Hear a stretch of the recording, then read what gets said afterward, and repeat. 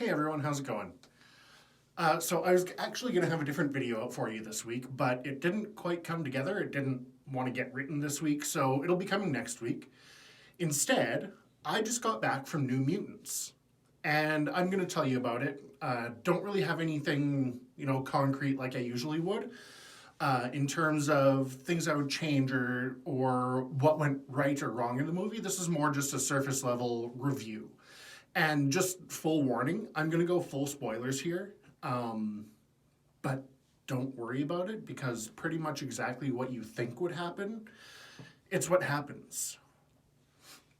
And I'm going to be looking at my computer here. It's just right below you because I took notes on my phone and don't remember them well enough to just do it off the top of my head. So basically, my criteria for this review is I'm looking at the story, I'm looking at the performances, I'm looking at the cinematography, I'm kind of looking at the sound. I've got some extra stuff, and at the very end, I'm going to talk about the dumb stuff they do, and it's going to take away like one grade step for every 5 items at the very end. So let's start off with the story. It's not groundbreaking. It's like I said, it's exactly what you think it's going to be. This girl, Danielle, I forget her last name, Danielle something, gets woken up. There's something attacking her reservation, and her dad's like, "We gotta go." So they start running. The dad gets attacked. He dies, and Danielle wakes up in a hospital where there's other mutants. She's told she's a mutant, and yeah, that's basically the story. She's got to figure out why she's at this hospital. So yeah, not groundbreaking. It follows a flow that makes sense, mainly because it'd be real hard for it not to. But it's still good. Like, I enjoyed watching how it progressed. One thing I will critique is that it used surveillance cameras as a way to tell our characters' intentions and what was going on, rather than using the writing and having the actors do that themselves. They just popped it up on like a surveillance screen. And it was kind of boring at that point. The other thing is the villain's plan makes no sense. So the hospital is run by the Essex Corporation, which in the comics is like this huge evil thing run by Mr. Sinister.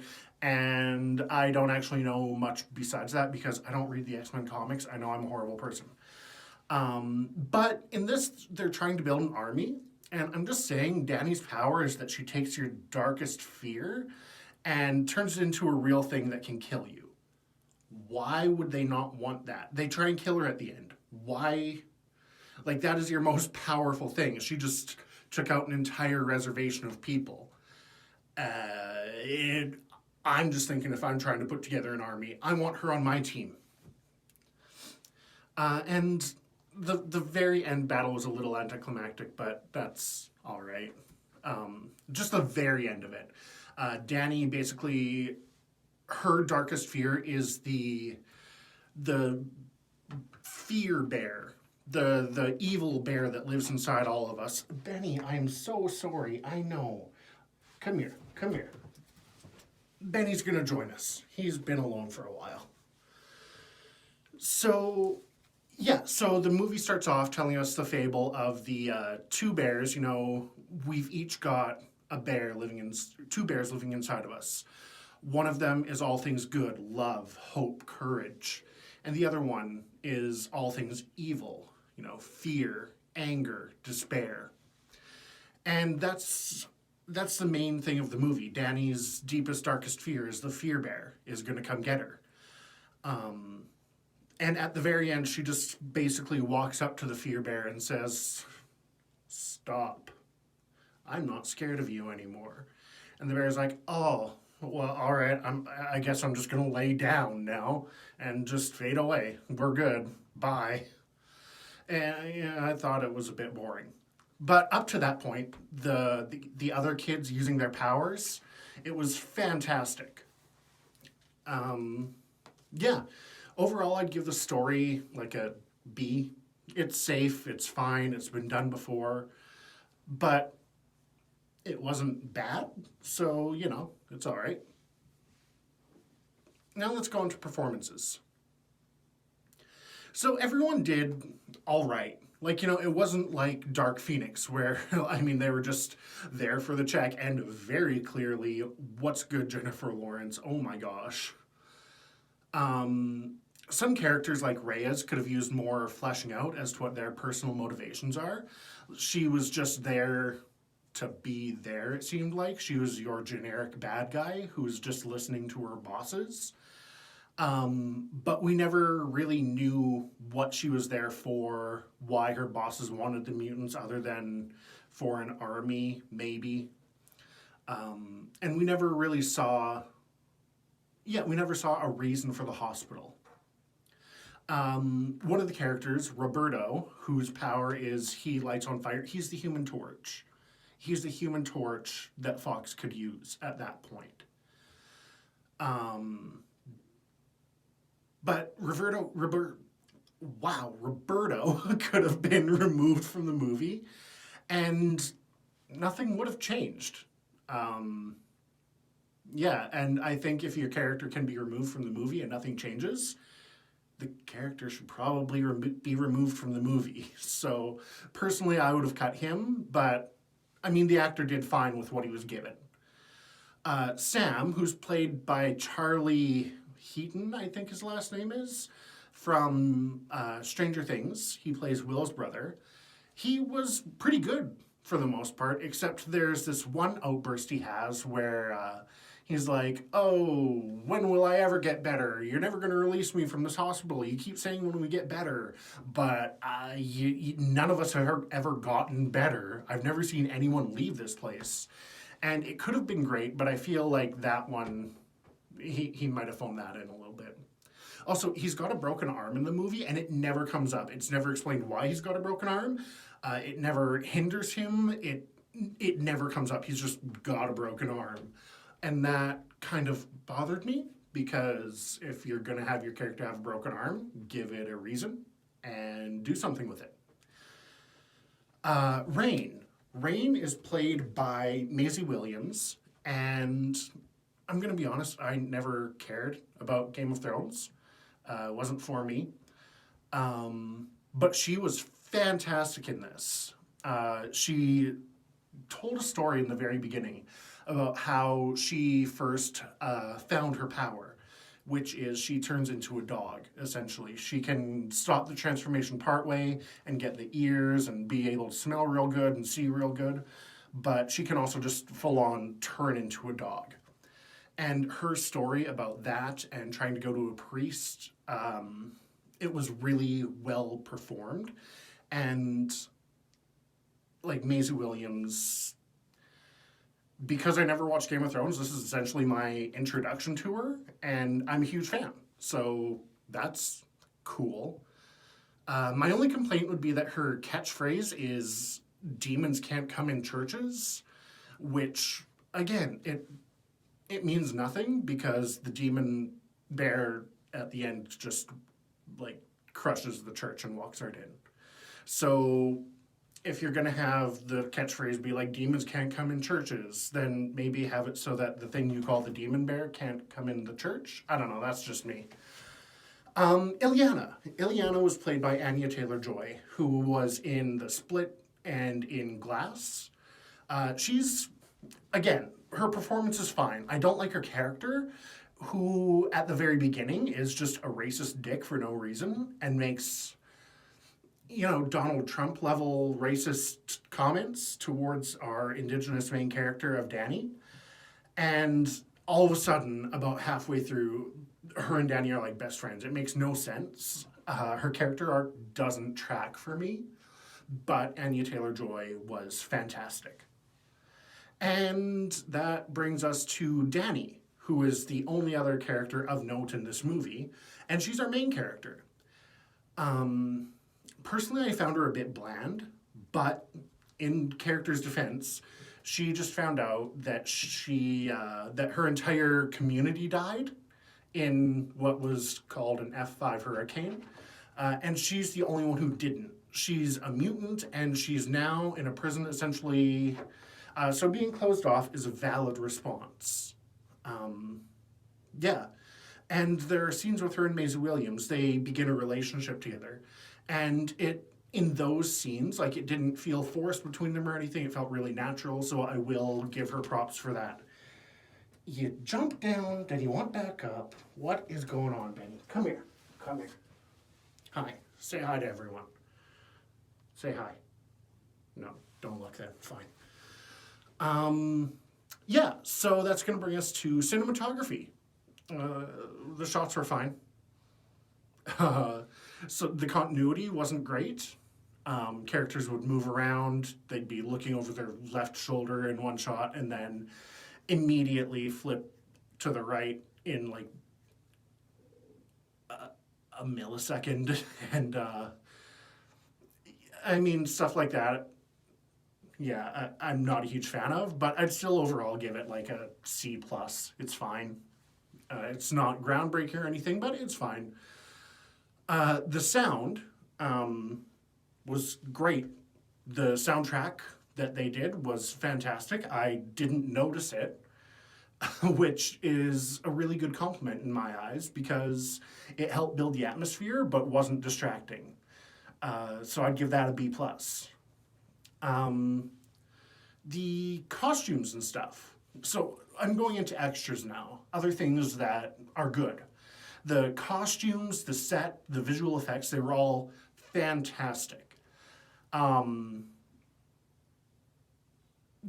visuals could have been horrible, and I fully expected them to be with how little Fox believed in this movie, and I'm sure Disney didn't do anything extra when they got it. So for them to be as good as they were, I was absolutely shocked, and it was fantastic. There's a montage, and basically if you want me to like your movie, put a montage in it. It's going to give it a 10% boost right there. And it does. It represents a lesbian relationship between Danny and Rain without being like, hey, look, they're lesbians. It's fantastic. It just the most natural thing in the world. It's great. And I cannot stress to you enough how cool everyone's powers look. When Ileana turns into her, like, I don't even know what it is. Her eyes go blue, her arm turns metal, she gets a glowing blue sword, and her puppet Lockheed turns into an actual, like, mini pterodactyl. It looks amazing. There are a couple of points during the movie where she teleports into limbo, which is her and Lockheed's safe place from the abuse she suffered as a child. It looked great. But there are some dumb stuff in this movie too. And stuff, I promise stuff is the word I wrote down on here. In the beginning, when Danny goes to the hospital, she's in a coma. And she's laying in a coma, handcuffed to a bed, with no monitors on her and no doctors or nurses nearby. Okay, cool, that's fine. Danny's powers activate in her sleep, but not in her coma, which, okay, I guess. There's only one staff member at this whole facility. Yeah, sure, we'll go with that. The rules for the powers are never established, and this one did bother me. Ileana can teleport, so she goes into limbo at one point and then jumps out of limbo at another. They're kept in this facility by a force field. So essentially, Ileana could have just jumped into limbo on one side of the force field and jumped out of it on the other side, as far as we know. Because, again, their powers were never, like, the rules were never established. One thing is everyone called Danielle Danny when it's never established that, like, she prefers that. She's never like, oh yeah, just call me Danny. Everyone's just like, oh, we're just gonna call you Danny because we're lazy. Including me, apparently, because I've been doing it for this whole video. And there's a lot of racism, specifically from Ileana, directed towards Indigenous peoples in the first half. And it really was quite jarring when I was watching it. Yeah, I would have cut all of that. You can be rude to a person without being racist. Note to the writers, whose name is I did not look up for this video, but I'm sure I will put in the description below. Danny runs face first into a force field. She's trying to escape from the facility, and she runs face first into a force field, and her nose is bloody, like it's broken. She is running full speed and leading with her face. Between shots, the nosebleed kept on disappearing and reappearing and changing how much blood there was. And that really did distract me quite a bit. And then just to wrap it up, because there's a lot of small things I could nitpick in this. This movie is very nitpickable. They used a polygraph test. It's a lie detector. They didn't ask any baseline questions like, what's your name? And if someone was telling the truth, the polygraph would just stay as a flat line. And that's just not how polygraphs work at all. It reads your heart rate and temperature and other stuff. If it works at all, they don't, but whatever. Yeah, so, oh, last thing. For people who know what the Essex Corporation is it really a huge reveal that they're the big bads behind this movie? Like, I was watching it, and right from the beginning, like, right from the first trailer, I was like, oh, this is Essex Corporation. Okay, cool. And I don't know anything about the comics again. Like, I don't know what Essex is.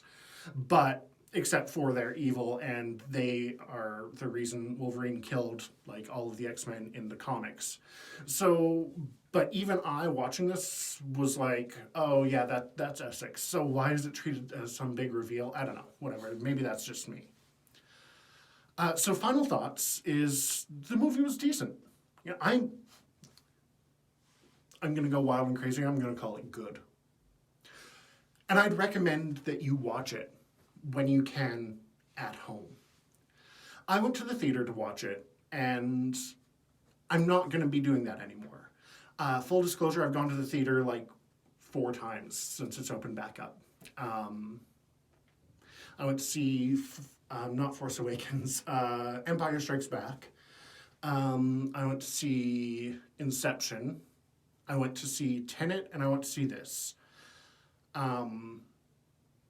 But then I got to thinking, you know, I love going to movies. I love watching them. But by me doing this, I am putting the employees at risk that they don't need to be at. And I'm not comfortable doing that anymore. So I'm not going to be doing any more videos like this for quite a while, at least until I'm 100% confident that we have COVID under control. No judgment on anyone if they decide to, but personally, I won't be going anymore.